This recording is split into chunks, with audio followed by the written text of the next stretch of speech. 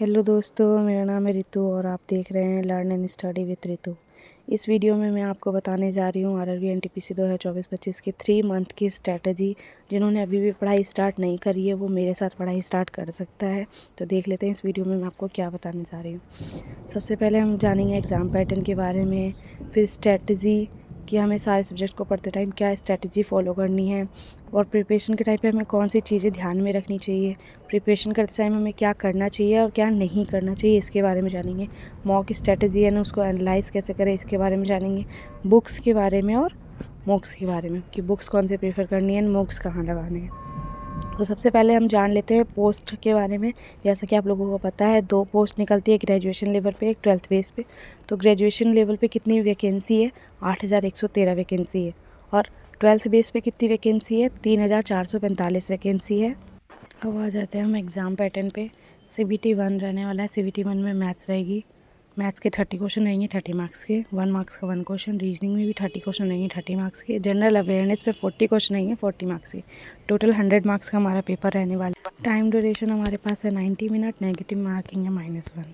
अब आ जाओ CBT 2 पे। CBT 2 में भी सेम सब्जेक्ट्स रहने वाले हैं, maths, reading, general awareness. Maths के 35 क्वेश्चन रहेंगे 35 मार्क्स के। रीजनिंग के 35 क्वेश्चन रहेंगे 35 मार्क्स के।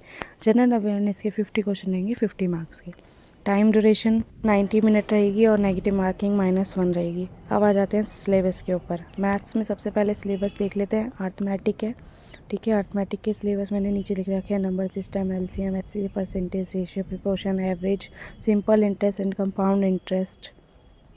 उसके बाद आ जाता है profit and loss, time and work, time, speed and distance. उसके बाद अलजेब्रा के टॉपिक्स आ जाते हैं। उसके बाद ज्योमेट्री एंड ट्रिग्नोमेट्री के टॉपिक्स आ जाते हैं। फिर इंटरप्रिटेशन के टॉपिक्स आ जाते हैं। उसके बाद आ जाओ मैथ्स टिप्स पे, ठीक है। तो सबसे पहले आपका स्ट्रॉन्ग फाउंडेशन होना चाहिए। दूसरा, क्वालिटी स्टडी मटेरियल, कोशिश करो अपने नोट्स खुद बनाओ। उसके बाद आ जाओ मेक अ स्टडी प्लान, अपना खुद का एक स्टडी प्लान बनाओ कि मुझे आज ये पढ़ना है, कल ये पढ़ना है। उसके बाद आ जाओ प्रैक्टिस रेगुलरली, अपना एक टॉपिक कवर करो, उसके मॉक दे दो, उसकी प्रैक्टिस करो। Focus on speed and accuracy, अपनी स्पीड पे फोकस करो, ठीक है। उसके बाद एक्यूरेसी आपकी ठीक होनी चाहिए, इस पर भी ध्यान रखो। फिर अपने डाउट क्लियर करो जहाँ से आप क्लास कर रहे हो, या टेलीग्राम पे इतने ग्रुप हो गए हैं कि आप वहाँ पे भी क्वेश्चन भेज के दूसरा आपको बता सकते हैं कि इसका सॉल्यूशन ऐसे होगा, ठीक है। उसके बाद आ जाओ ट्रिक्स पे। सबसे पहले आपको शॉर्टकट और फार्मूलाज आने चाहिए मैथ्स में। फिर प्रैक्टिस मेंटल मैथ। उसके बाद हाई वेटेज टॉपिक, जिसका वेटेज सबसे ज़्यादा है आप उसको पहले कवर कर लो और ज़्यादा अच्छे से कवर करो। उसके बाद आ जाओ रेगुलर प्रैक्टिस, आपको रेगुलर प्रैक्टिस करनी है, ठीक है। उसके बाद यूज़ एलिमिनेशन मेथड, आपको एलिमिनेशन मेथड आना चाहिए। अगर 4 ऑप्शन आए तो कौन से 2 करेक्ट हो सकते हैं ये आपको पता होना चाहिए। उसके बाद आ जाओ रीजनिंग के सिलेबस पे। रीजनिंग का सिलेबस मैं आपको बताऊंगी नहीं, यहाँ लिखा है, आप खुद पढ़ लेना, वीडियो बहुत ज़्यादा लंबी हो जाएगी इसलिए, ठीक है। देखो क्या क्या है इसमें, सारे मैंने लिख रखे हैं जो NTPC की सिलेबस में इंपॉर्टेंट है। आपको कोशिश करो फालतू के सिलेबस ना करो, जो आपके NTPC में है वही टॉपिक्स करो। वैसे रीजनिंग में 46 टॉपिक्स हैं, तो अब ये नहीं कि आप 46 के 46 पढ़ने लग जाओ, नहीं। जो NTPC के सिलेबस में दे रखे हैं आपको वही पढ़ने हैं, ठीक है। उसके बाद आ जाते हैं हम लोग जनरल अवेयरनेस पे। जनरल अवेयरनेस का आरआरबी में सबसे ज़्यादा वेटेज रहता है, आपको पता है, ठीक है। सबसे ज़्यादा क्वेश्चन भी रहते हैं। तो जनरल अवेयरनेस पे ऐसा नहीं है कि हम छोड़ सकते, बिल्कुल भी ही नहीं छोड़ सकते। और जनरल अवेयरनेस पे आपको स्टार्टिंग से ही ध्यान रखना है, डेली एक टॉपिक कवर करते चलो, कम रहेगा बर्डन, ठीक है। जब जनरल अवेयरनेस में हमें करंट अफेयर्स करते चलना है, general science, Indian history, Lucent prefer करो, ठीक है, जनरल अवेयरनेस के लिए। उसके बाद आता है Indian geography, Indian polity and constitution, economics आ जाता है। उसके बाद कल्चर आ जाता है, एनवायरनमेंट इश्यूज़ आ जाता है, इंपॉर्टेंट ऑर्गेनाइजेशन का टॉपिक आप कवर करो। और स्पोर्ट्स, सबसे ज़्यादा क्वेश्चन जहाँ से आते हैं वो आप सबसे पहले कवर करने की कोशिश करो और अच्छे से कवर करने की कोशिश करो। उसके बाद आते हैं स्टडी प्लान पे, ठीक है। डेली आपको एक टॉपिक पढ़ना है, उसके मॉक लगाने हैं या क्वेश्चन लगाने हैं। उसके बाद तो मतलब 6 डेज़ आपको पढ़ना है और 7 डेज़, जैसे आपने 6 डेज़ का जो भी स्टडी प्लान बनाया अगर वो पूरा नहीं होता तो वो 7 डेज़ में कवर करो। और जितना आपने 6 डेज़ में पढ़ा उसका रिवाइज़ करो, पूरा संडे को रिवाइज़ करो।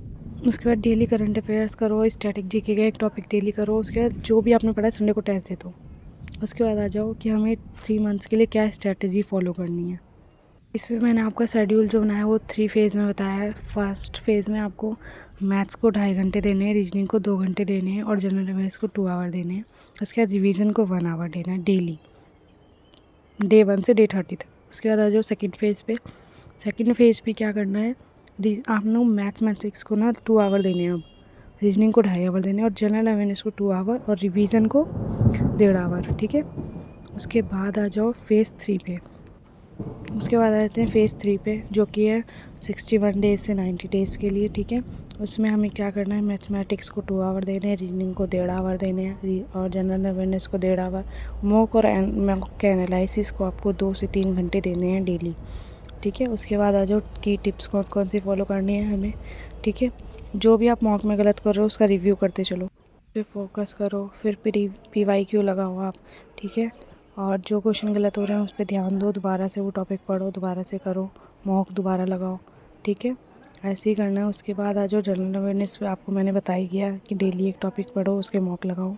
उसके बाद करंट अफेयर्स आपको करते चलना है और करंट अफेयर्स के लिए आप फॉलो क्या कर सकते हैं, द हिंदू बहुत हार्ड हो जाता है, तो जिसको द हिंदू नहीं समझ आता वो प्रतियोगिता दर्पण रेफ़र कर सकता है, ठीक है। उसके बाद आ जाते हैं हम अपने गोल को कैसे अचीव करें। एक तो आप अपनी लाइफ का एक लॉन्ग गोल बना लो कि मेरा लॉन्ग गोल है कि मुझे NTPC क्रैक करना है, और शॉर्ट गोल क्या है कि मुझे डेली ये वाला टारगेट पूरा करना है, आज ये पढ़ना है, कल ये पढ़ना है, ठीक है, ऐसे बना लो। उसके बाद सेट रियलिस्टिक टारगेट, मतलब ऐसा टारगेट मत बनाओ कि जो आप खुद ही पूरा नहीं कर सकते, जो पूरा कर सकते हो वैसा टारगेट बनाओ।